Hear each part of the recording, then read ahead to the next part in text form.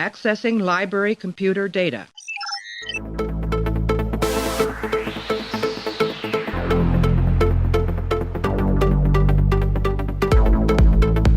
And to make sure history never forgets the name Enterprise. Hey everybody, welcome to the Pensky Podcast. You haven't tuned in before, this is a podcast where we are running through all 178 episodes of Star Trek The Next Generation, giving our thoughts and feelings about each and every one. Right now we're up to episode 6 of season 4. This one is called Legacy. It was directed by Robert Shearer, written by Joe Menosky, and it aired back on October 29, 1990. In this episode, the Enterprise crew is caught in the midst of a civil war on Turkana 4, former crew member Tasha Yar's homeworld. While negotiating with one of the factions on that world, they discover that that faction's representative is Tasha Yar's younger sister, Ishara. Clay is going to stop by to talk about this one, so right after this break, we are going to get deep on Legacy. Your sister never spoke of you. It's not surprising. It is surprising to me. Tasha and I spent much time together. We had a number of conversations. Did she talk at all about the colony? Only to say that she was lucky to have escaped. It wasn't luck, it was cowardice. Cowardice is a term I've never heard applied to Tasha.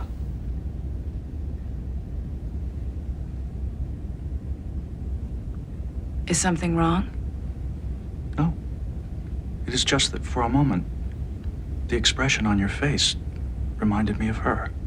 So Clay, I don't know if you probably didn't notice this at all, but this is a special episode for TNG because it's the 80th episode, and with that means that it officially outlasted the original series in episode runs. They had a couple references here, Camus 2, which was a planet, and the USS Potemkin, which was mentioned as the last ship to contact this penal colony.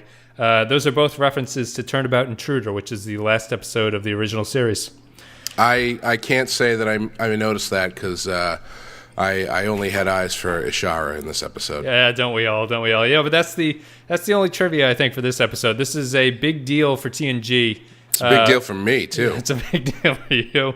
It's we've passed the original series. This podcast has never actually talked about the original series, but it's kind of surprising at the same time how short the original series run was and how long it was, if that makes any sense. Well, yeah, because wasn't there was there a year in between seasons 2 and 3 or something? Because it had been canceled, yeah. But then it had been brought back, right? Yep, that's exactly right. And the third season of the original series is garbage. It is total garbage. It's short too, isn't it? Is it not short? I could be making that up. It might be short for like 60s TV, but I think it had like 26 episodes or something.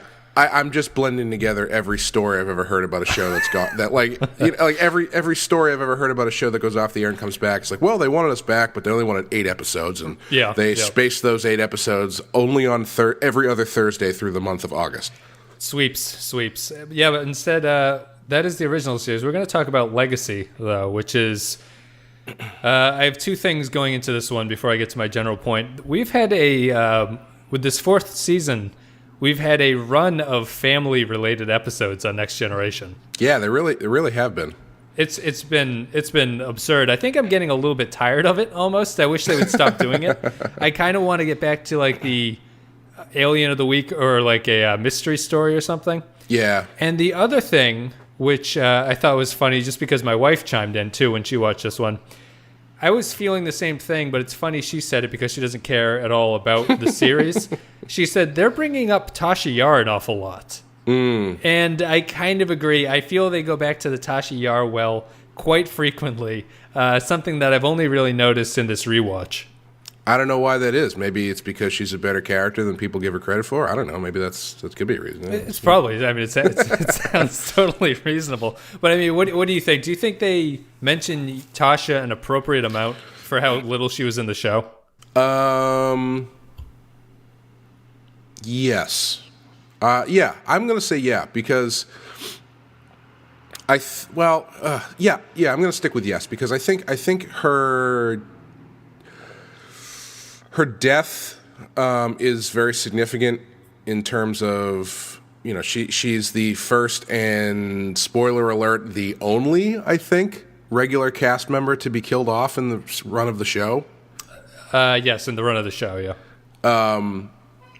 And it is really, at this point, as their writing style is changing and getting more into continuity, the death of Tasha Yar is really the only continuity point that they can really go back to and lean into. Yeah. That if that affects everyone. The only other one that they can do up to this point really is, that anyone would give a shit about would be the Borg stuff, and they just did that like 4 episodes ago. Yes, yeah. So it makes sense to me that if they're trying to make things more serialized, that they would go back to Tasha. And I kind of feel like the constant referencing of her and the way in which they do it might be a bit of a makeup on the writer's part for how bullshit her exit from the show is. Mm-hmm. Yep. Because even I actually completely forgot that the yesterday's Enterprise stuff,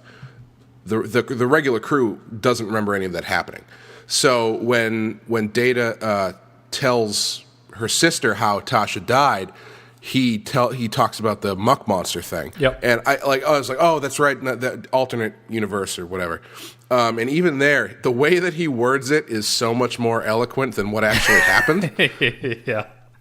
That, it seems like they're doing their best to kind of like, if not erase, clean up the shoddiness with which they took her out of the show. Yeah, I agree with that. It's weird to me because the writers have basically completely changed since then, and they still bring it up, which is kind of a weird thing. I think your first point is probably right, that they it's really the only event that everyone can kind of cling to without if someone brings up like, remember that time we visited that planet in season 1, no one would ever remember what they were talking about.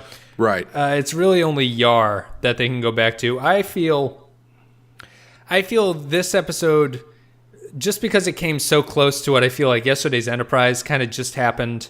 I feel like they've mentioned Yar in a previous recent episode. Mm-hmm. I feel she gets brought up a little bit too much at this point, especially, with this recent one I was watching and that I was thinking, it was like they really didn't know her all that well in season 1. It's like I don't get the sense that the crew was really close at that point. Yeah. Well, I'll agree with that, but at the same time, I think the stuff that they get out of bringing her up works so well.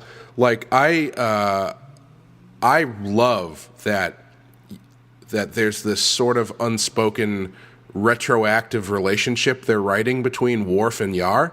Because I forget if it's the first scene or not the first scene, but after the opening credits, they make some reference to on the bridge to it being the planet Tasha is from, or she's brought up in some way. Yep. And the way that Worf reacts is very much like he clearly had some sort of affection for her, or more than you ever got in the show. I mean, the only time you ever got any of that shit was the episode she dies in. But since that's happened, there's been a lot of moments where he has been affected. You can see him kind of emotionally affected by bringing her up or coming across something that has to do with her. And I actually really like that. Yeah, I think it ties in. There was that awkward exchange where Troi kept bringing up the fact that he replaces dead crew members all the time. And it was kind of a callback to that. Like he's definitely constantly... He has that super creepy, weird scene here where he gives elevator eyes to Ashara. And I think they were trying to play up the fact that Worf had replaced her. It didn't come across that way. It came across as very, very weird. Oh, I think I know what you're talking about. And doesn't that happen right before she's like, what was her position? And yes. Data's like, it's exactly what Worf does. Right. I think the camera was trying to imply that she notices Worf and puts together that Tasha used to do what he did. It's weird because it's the first scene where she's wearing that skin tight outfit.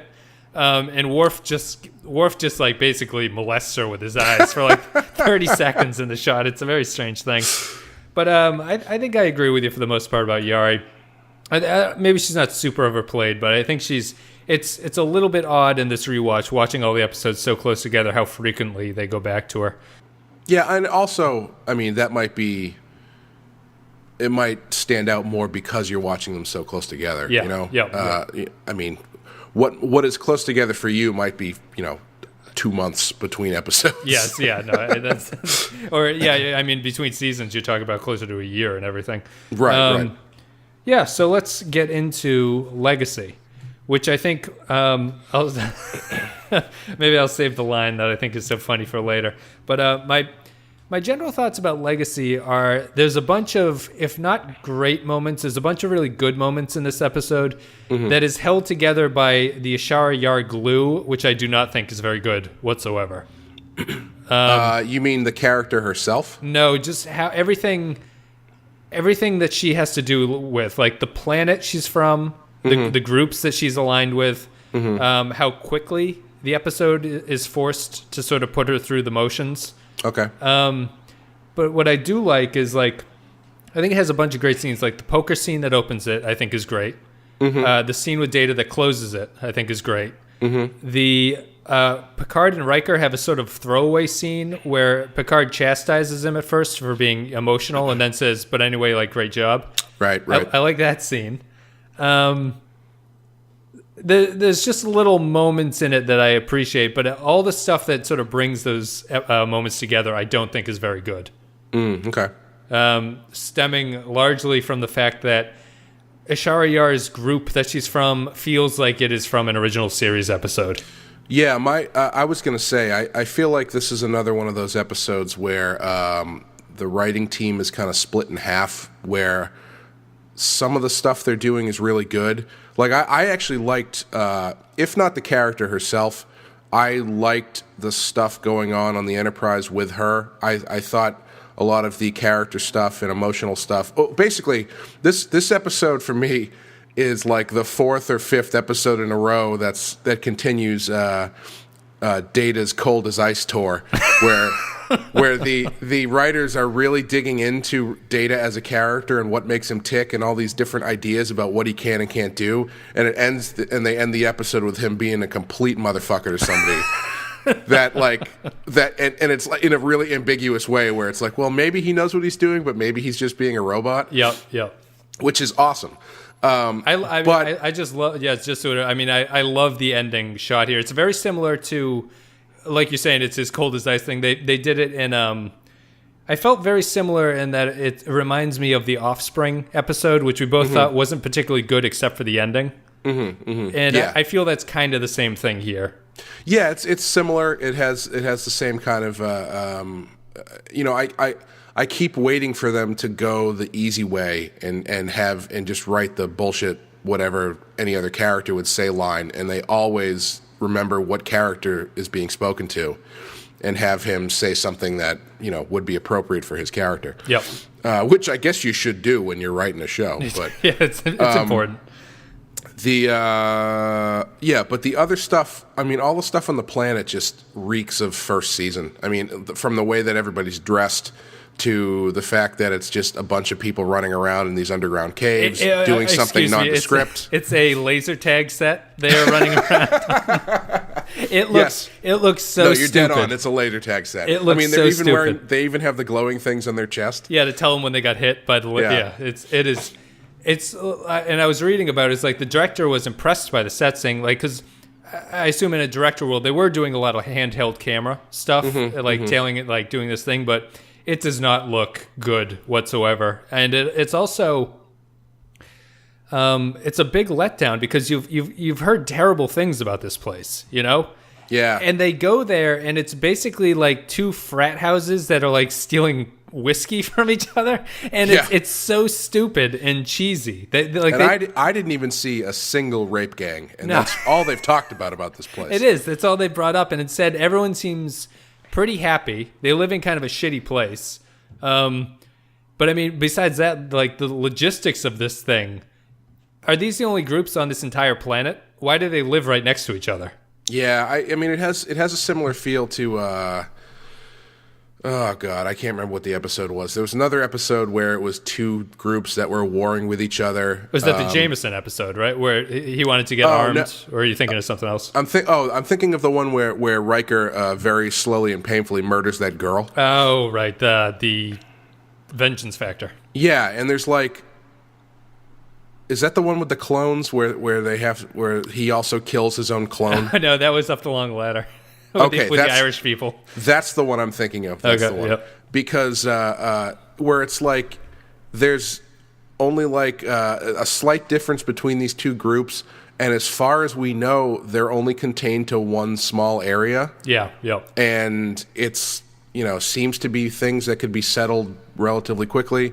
And I mean, that's just a budgetary thing. Yes, I mean, yeah.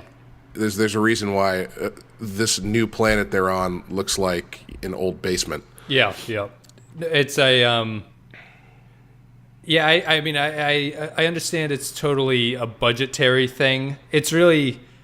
I feel they could have. I don't know. I feel not exploring what this planet is all about is kind of a big loss. Like they kind of just write it up as be like, well, shit went crazy. The government, and as if the government failing somehow causes an entire planet to just go into complete and utter chaos. It doesn't really make a lot of sense. I understand it to an extent, though, on the other end, because it's a budgetary thing, and you'd like to see more, but at the same time.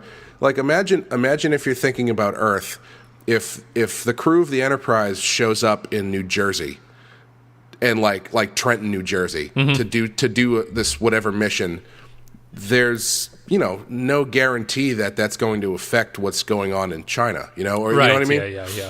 Yeah. No, I understand. It's a maybe they could have scaled it down from a planet. Scaled it into something else or some other, maybe just a rogue fleet of ships or something. Yeah. Something sort of different than that, but or even like just like a country, right? I mean, like imagine if they landed in Australia. No one's gonna, right? In a more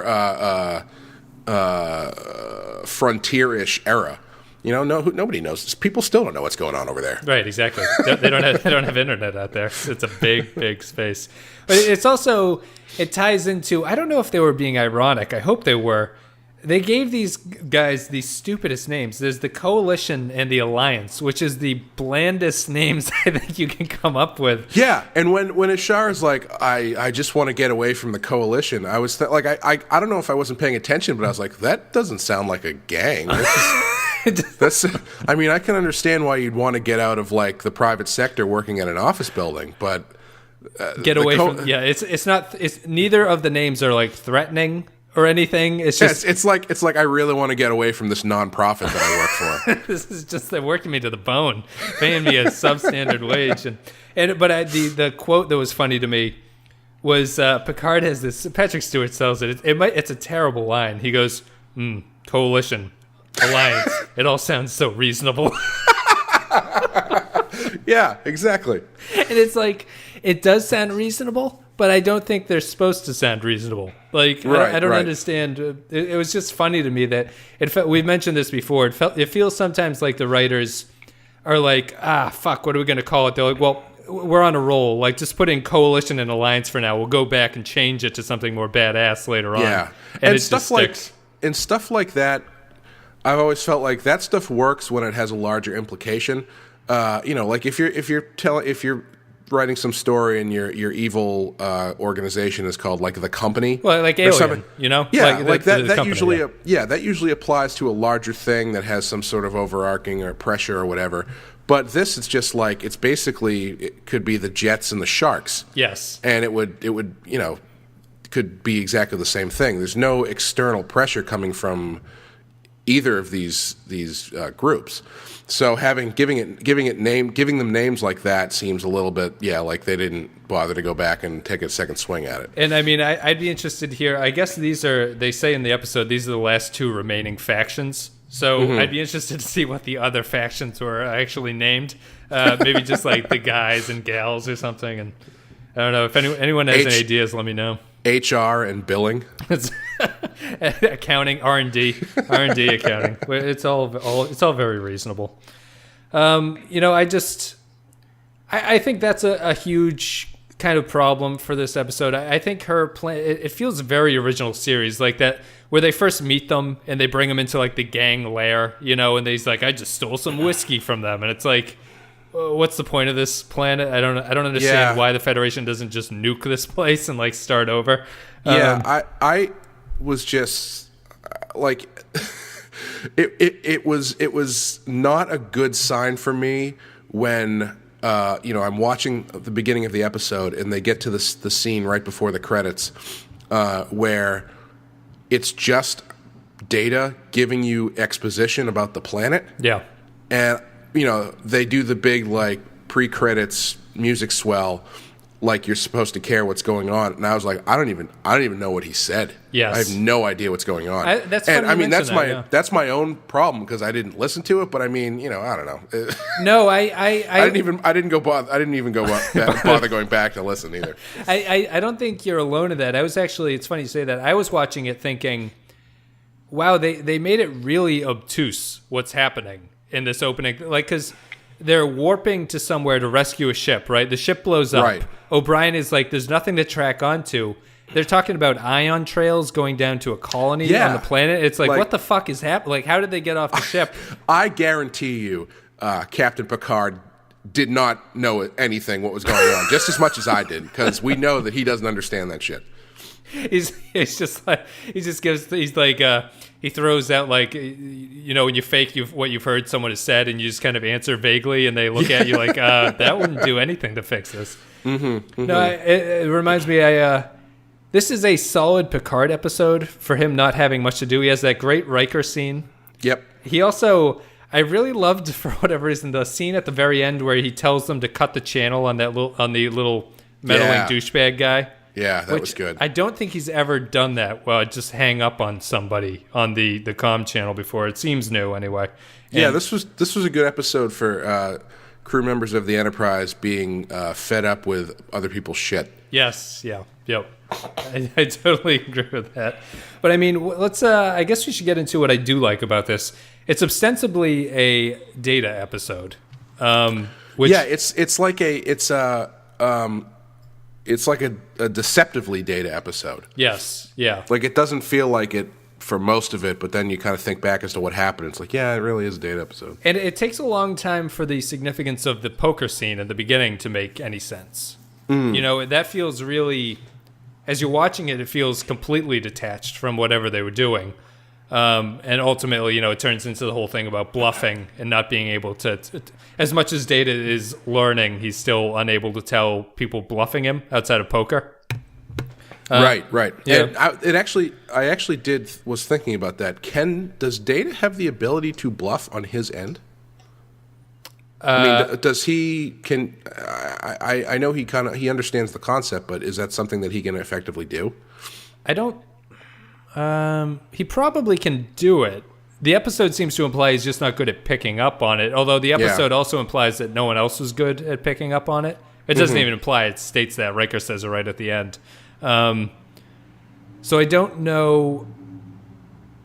I don't really know. I mean, to tie into that, there's a scene in the poker scene in the beginning where Riker makes a bet and he looks back at Data, and Data's giving him kind of a funny look, and Riker laughs it off as best poker face ever. Yeah. I thought that was a mistake, because I would have just, if I was directing it, I would have had Spiner just playing completely Data stone-faced, like normal face, because that's kind of, it's funny that he would have a perfect poker face. They don't do that. They play for a joke, which I think was a little bit of a mistake. Technical glitch. But anyway, we were talking about Data's poker face. I think the poker scene in general is pretty solid for this episode. I mean, it ties in nicely with the theme of Data getting bluffed and everything like that. Go ahead. Sorry, finish your point. Well, I don't know how strongly, as much as I like the start and the end, I feel it's really just the middle that doesn't play towards that. Like, it also happens over such a quick time that the final teary farewell between Ishara and Data at the end, I don't know if she's lying at that point. I think the episode is saying she's not lying. Yeah. But it's hard to tell because we've spent so little time with the character. Right. Yeah, if I had to guess, I would say probably no, because I feel like, I guess you could go either way. It doesn't really matter. But that scene is something that traditionally would seem like the character honestly appealing to the person that they've dicked over, and that person they've dicked over, shutting them down. Yep. But you could take it either way, because she's not doing anything different than she did the rest of the episode shows she could be full of shit. Yeah. I did the poker scene. It just occurred to me now how weird the poker scene is because of who's there. Mm-hmm. Why would you ever in a million years let Troi play poker with you? She should be killing everyone except Data. It should be that scene that happens should be a showdown between Troi and Data, not Troi and Riker. Yeah, that's definitely true. If anyone should be able to tell when someone's bluffing, it should be Troi. Although she doesn't tell this bluff of Tasha Yar this entire episode. That's the thing. This is another episode where she is next to useless because there's the one scene that she gets where they're like, "What do you think, Troi?" And she says, "I don't know. This guy seems like he's probably not on the level." As for her, I've got no idea. I got nothing. I'm really sticking to that. I mentioned it before, the show Trek About that I listened to. They mentioned her as a plot buster. I really think that's the prime weakness of this character. Yeah. You can't have any duplicity in an episode without it being obvious that she's being misused. You know, like as a character, it's just it's real difficult. Or at the very least, I mean, why is she able to sense or whatever the hell she does, Betazoid, over the communications thing? Why can't they just say, oh well, if she can't really do it if they're talking over the communicator, right? Like if I'm talking to someone on the phone, I don't know what kind of shirt they're wearing, right? that's exactly. Or if they're wearing a shirt at all, depending on what number I'm calling, or how she can isolate something so far away. Right. Right. She's clearly not getting it through the view screen. She must be sensing them from the planet, but how is she so pinpointy in her, predictive ability to sense exactly what this guy's thinking? Yeah, I can't tell if she's overpowered or if she's just undefined. Yeah, I think it's like the transporter. She's just kind of undefined as to what this actually means for people. Like, if you go into the transporter and you use it, are you the same person when you come out of the transporter? Yes, the prestige argument. Yeah, it's like, are you Star Trek? I've been watching some of the Deep Space Nine. They have episodes that deal with this. Star Trek does not deal with this very well. Star Trek will continue to think that if you are an exact copy of someone, you are not as good as that original person. That's a major theme in Star Trek, I think. Like, that's interesting. If you're a copy of someone, we are okay with you dying, and that's fine. Like, you just have to go. That's interesting. It's a weird thing because, I mean, the show goes out of its way to just say this copy is an exact copy. It has like your memories and everything. It's basically you just reconfigured and made like of a different stuff. But anyway, that is neither here nor there. Yeah, that's an interesting thing to get into. I'm disappointed if that's only Deep Space Nine and they don't get into it in TNG because I'd like to see one of those. Oh, they will get into it in a couple seasons from now. Thomas Riker is going to make his appearance. Oh. So we'll have you back on to talk about that. But I mean, just to wrap this one up, what do you think is like the strongest point, weakest point of this episode, or would you really hate? I really liked all the Data stuff. I thought that stuff was really good. I can see that the writers are just really interested in him this season. Yeah. Because they're really kind of getting into, like I said earlier, what he can and can't do. It's like they're getting into things a lot more interesting than the definition of the term bingo dates back to 1800. Like that shit. Yep. Which is all he did in the first season, basically. Yeah. Yeah. And they're exploring him because he's an interesting character. It's an interesting concept to have put in there, especially when you're finally going against the grain of what was intended and actually having this character who is more or less a faultless being have to come in contact with flawed characters, and how does he react to them, and how do they react to him, and it's interesting stuff. Yeah. I completely I think at this point Data is the most interesting character on the show. Definitely. Yeah. To be okay, so the one thing that is pushing back for me though is I think sort of the same thing you were saying about wishing the episodes would get to something else. As much as I do like these Data episodes where they're really getting into it, and I think as a kid I would have hated them. Yes. Because there's a lot of them. And I can appreciate the ideas they're playing with now, but even now I'm kind of like, all right, yeah, this is good. Let's bring back Q or do something else. You know, they feel a little bit similar to each other, even if they. Because even if they explore different topics about Data, it'll end. You know, it always ends with a close up of his like unemotional look. You know, it's always just about whether or not he's getting it, like whether or not you're drawing an idea about whether or not he gets what's going on. Yeah. So as much as they're dissimilar, they do tend to feel the same in terms of how the episode works. I think that I can't imagine that they'd have a harder time going in different tracks for him. And maybe it's just because you're right. I think we've seen a lot of episodes that are kind of similar to what's going on here in a very short amount of time for us watching it. The big question, though, to come out of this episode is why do all the Yar girls have the hots for the android? Yeah. What kind of issues is that about? What does that mean? The the one thing that did stand out to me in this, and it, I mean, maybe it's I think it's general across the ones that I've seen, is I wish Worf actually had more duties. Like, I feel like he has a defined position, but what he actually does is not very well defined. So it stood out to me. I can't remember exactly what point it was, but he actually makes a comment that made sense coming from the security officer. Yep. I think it was when he and Riker and Picard are like kind of having their little they give him the whiskey at the they're discussing things after coming back from the planet, and Worf drops a line about it not being safe to do X. Like it was more technical and more of a security officer type line than I feel like he's ever had. Yeah. He just usually ends up being the fourth guy who goes down to the planet with him. Yeah, he's usually just the muscle. That is true. It's because Data's role is pretty well defined. Operations, he kind of does all that, the day-to-day sort of stuff. Picard's easy. Right, even Riker is pretty well defined as the like sort of middle management guy who runs all the like the task force when Picard doesn't want to do it.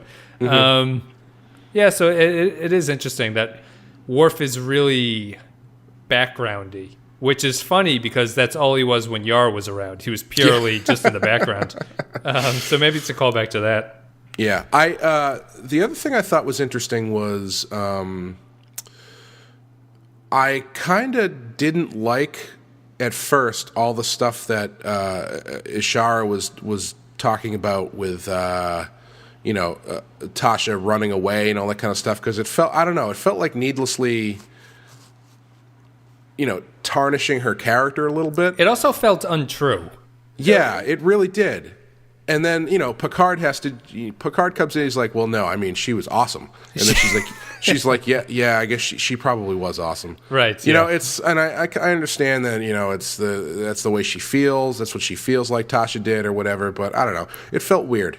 I think it ties in with they're trying to do a lot with this character in a very little amount of time. Yeah. And stuff like that, just bringing up, in my opinion, Yar was a coward. It's like, well, that doesn't seem to ring true with anything we saw from the character. There was never a story in the first season where she discussed being afraid. That would have been too deep for a first season episode to really get into. But right. There's nothing there to make you feel that is actually true. I think a weakness of the episode might be I'm familiar with it, so I knew that it was. I think if you were watching this episode for the first time, there's a little bit of a hint of this is not really her sister that might continue to linger for you. Okay. The show tries its best to clear that up by having Crusher run tests and everything. But it almost feels odd that Yar has this sister, and this is the only time we see her. Yeah, I guess in my head, I kind of thought Tasha was more of like a sole survivor, just scraping by to survive kind of character. and that she didn't just have a sister who why was she there. leave her behind? Why exactly. would she leave her behind on this rape gang planet? Right. Yeah, so it doesn't really fit with what the character is, but that's interesting. It's I also think there's probably, well, I like the idea, and it did generate some interesting character stuff. I feel like it is a little disingenuous because, even if it is Tasha's sister, which they proved to be, I mean, they haven't seen each other in 15 years. How old are these people supposed to be? Like in their early 30s? Or, I mean, maybe late 20s? I think late 20s is what Yar was supposed to be. I don't think it's ever said, but yeah, that would be. So assuming that means that this other girl, her sister, hadn't seen her since she was like 8. Yes. And I mean, how do you get mad at an 8-year-old for running away? How do you relate to that person? It's it's relating to someone that you have never met about someone that person has never met. Yes. Yeah. You know what I mean? Yep. If that makes sense. No, too much time has passed for this to be, any of this to be like ringing true. It's not. It's the memories. The memories of these children are a little bit confused, I would think, at this point, or something like that. It doesn't hold for me. That goes into the whole thing of like not seeming like this is really a sister relationship that these two have. Yeah. Which is what it is. They have to get the show done 45 minutes. Yeah, I mean, I think I think it works as well enough as a plot device, and it generates some interesting stuff. Yeah, the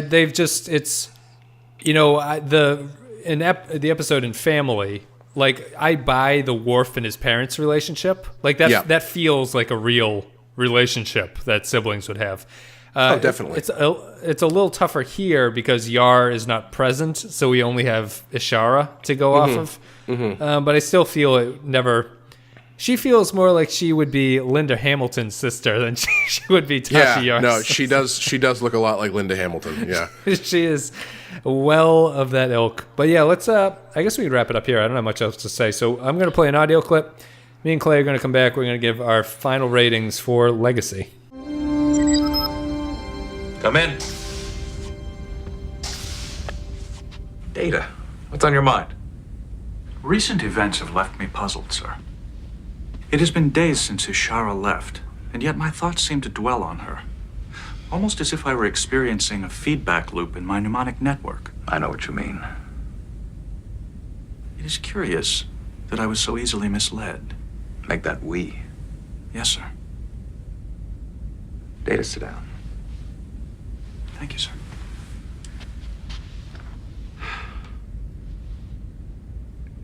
In all trust, there is the possibility of betrayal.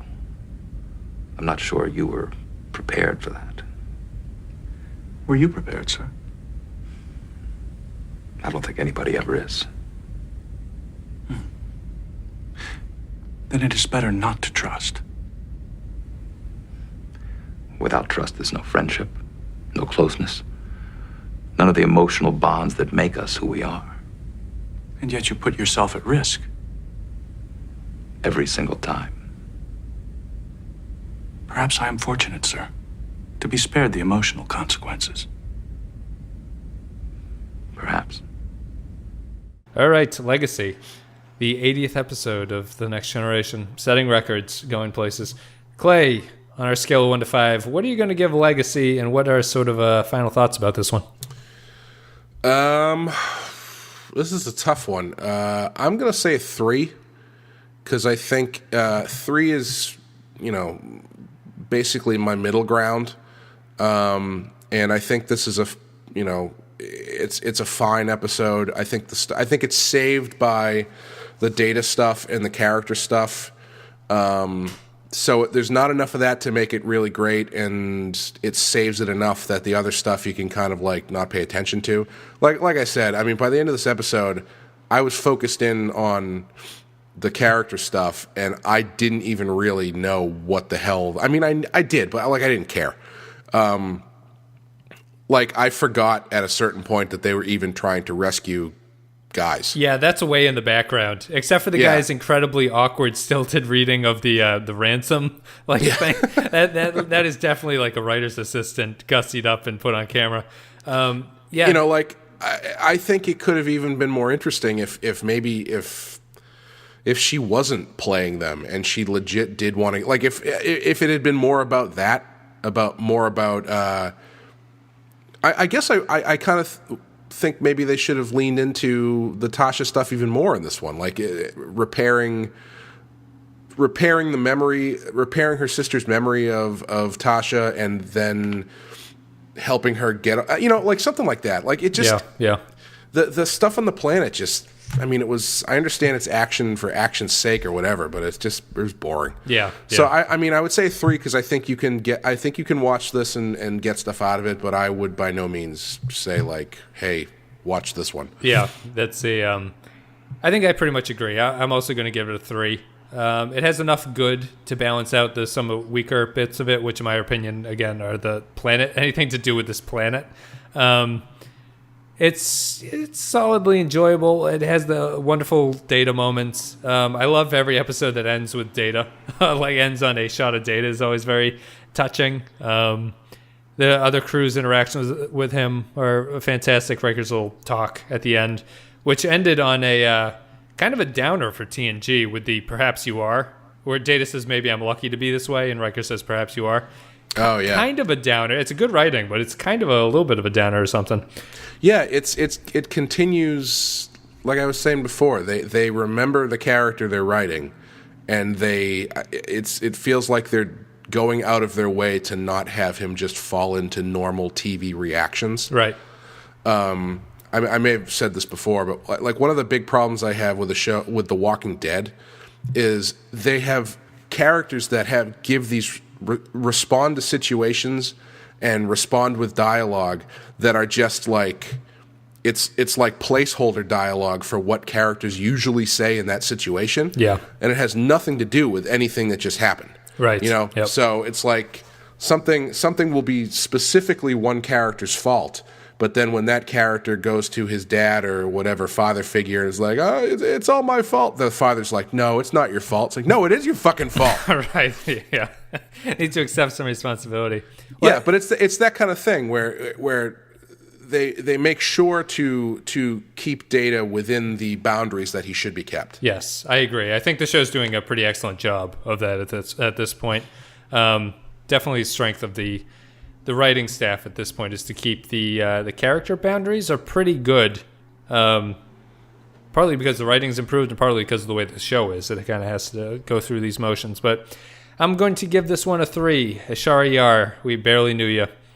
But yeah, if you guys enjoyed the content today and you're listening on YouTube, like in the comments, appreciated. Let me know what the other alliances and the coalitions are called. A prize to the winner. And if you're on iTunes, a rating or review is very helpful. Clay, thanks for coming on. Thanks for having me back. And I will continue. I don't know what the episode is after this. Do you have that pulled up? I think it's I don't. It's the Worf episode, I'm pretty sure. It's the introduction of Alexander. Oh, is that his son? Yes. I mean, I don't know how that plays now, but I did not like any of that crap. Well, at least before, anyway. Well, so I'll see you guys in a couple months. Alexander makes his appearance. Clay leaves. Everything goes back to normal. All right, guys. Thanks a lot for listening. I have to go finish my Tasha Yar fan fiction. See ya.